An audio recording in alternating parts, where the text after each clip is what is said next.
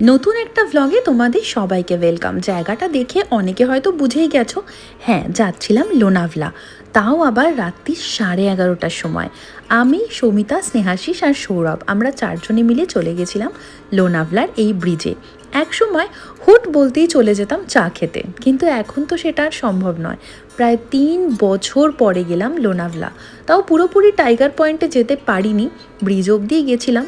কেননা দেখতেই পাচ্ছ চতুর্দিকটা কেমন নিস্তব্ধ আর ঘুটঘুটে অন্ধকার।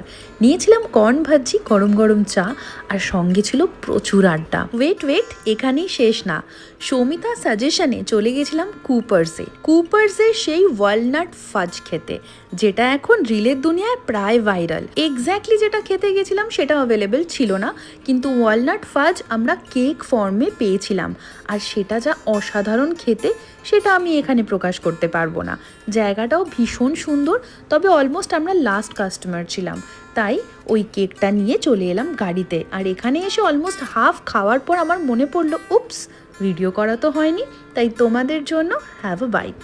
আমার সাজেশন রইল, লোনাভলায় গেলে কুপার্সে অবশ্যই যেও, আর ডেফিনেটলি ওয়ালনাট ফাজ ট্রাই করো। দিনটা তো অসাধারণ কেটেছিল, কিন্তু যেমনটা আমি সবসময় বলি, আমরা মুহূর্তগুলোকে ধরে রাখতে পারি না, কিন্তু এই মুহূর্তের স্মৃতিগুলোকে ক্যামেরা বন্দি করতে পারি, যাতে আজ থেকে 10 বছর পর বসে সবাই মিলে যখন এই ক্লিপগুলো দেখব, আনন্দে ভরে উঠবে মন।